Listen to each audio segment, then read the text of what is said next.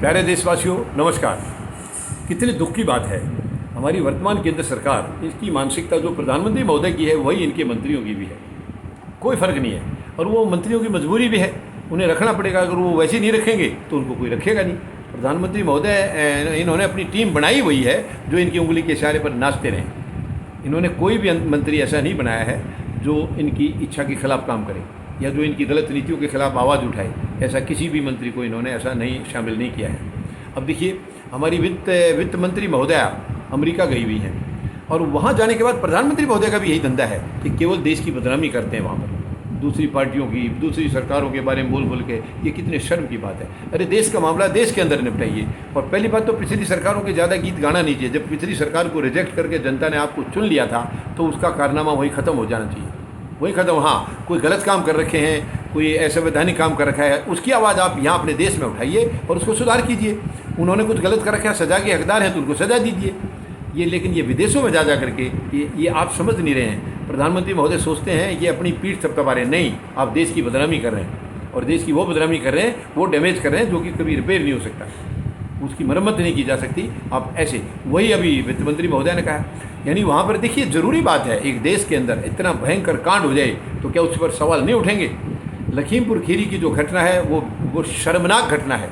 शर्मनाक, इससे ज़्यादा शर्मनाक कुछ हो नहीं सकता किसी भी सरकार के लिए, किसी भी देश के लिए।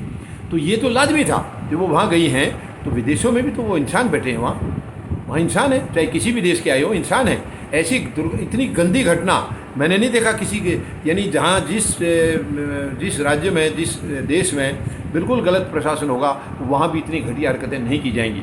और यहाँ की घटिया हरकतें हो रही हैं, ये प्रधानमंत्री महोदय के इशारे पर हो रही, केंद्र सरकार के इशारे पर हो रही हैं। ऐसे नहीं हो रहा। आज यहाँ बीजेपी के शासित किसी भी प्रदेश में या केंद्र में किसी की औकात नहीं है जो प्रधानमंत्री महोदय के इशारे के बगैर कोई काम करें। और इनका इशारा हो जाए उसको ना करें, ये भी संभव नहीं है। जो ये कहेंगे वो होगा। अब वहाँ जाके इन्होंने ये कहा, जब इनसे सवाल किए गए कि लखीमपुर खीरी में क्या किया आप लोगों ने, क्या किया आपकी सरकार ने वहाँ, यानी ये जो इतनी गंभीर घटना हुई है, तो उनका जवाब था कि हमारे आपका जो है, आपकी नज़र वहीं क्यों जाती है जहाँ बीजेपी का राज्य है। देखिए क्या, अरे उसको मतलब टाल गई सवाल। अरे सवाल का जवाब देती वित्त मंत्री महोदय, जवाब देती क्यों हुआ, कैसे हुआ। आप ही के पार्टी का है वो, आपकी केंद्र सरकार में मंत्री हैं वो, जिनके बेटे ने किया और मंत्री ने गंदा बयान दिया था। आप उसको सामना करिए ना, आप सामना नहीं कर पा रही हैं और उसको इनडायरेक्टली जवाब दे रही हैं कि ये और बाकी राज्यों में भी तो हो रहा है, उनको भी उठाया करो। देखिए, यानी ये किसी ये विपक्ष ने जाकर उनको नहीं बताया था कि हमारी वित्त मंत्री महोदय आएंगे और उनसे ये सवाल करना। ये उन्होंने अपनी मर्जी से सवाल किया। तो आप क्यों उनको बताने जा रही हैं कि दूसरे राज्यों में भी क्या हो रहा है। जो हो रहा है तो अपने देश में निपटेंगे ना उसको। आप देश में आवाज़ उठाइए, आप देश में आवाज़ उठाइए। कुछ गलत हो रहा है तो आप केंद्र में हैं, केंद्र सरकार में हैं, आप एक्शन लीजिए उनके खिलाफ। अगर यहाँ मैं किसी सरकार का कोई पक्ष नहीं ले रहा हूँ, जिस सरकार में भी बदतमीजी हो रही है, गलतियाँ हो रही हैं, उसको सज़ा मिलनी चाहिए, उनके खिलाफ कार्रवाई होनी चाहिए। लेकिन आप उसका जवाब नहीं दे रही हैं कि ये घटना क्यों घटी। उसका जवाब देना चाहिए था आपको, क्यों घटा, या उसके ऊपर माफ़ी मांगनी चाहिए थी आपको। वहाँ बैठ के जिसने आपसे सवाल किया, माफ़ी मांगनी चाहिए थी कि ये हमारी नालायकी से हुआ है, हमारी मूर्खता से हुआ है, हमारी गलत हरकत से हुआ है, क्योंकि आप ही के राज्य मंत्री हैं। जिस दिन उस राज्य मंत्री ने बयान दिया था, मुख्यमंत्री वित्त मंत्री महोदया, क्या आपने उनके बयान के ऊपर खेद जताया था? प्रधानमंत्री ने खेद जताया था? क्या उनको रोका? क्या आपने ऐसा बयान क्यों दिया? क्या उनके खिलाफ कोई कार्रवाई की?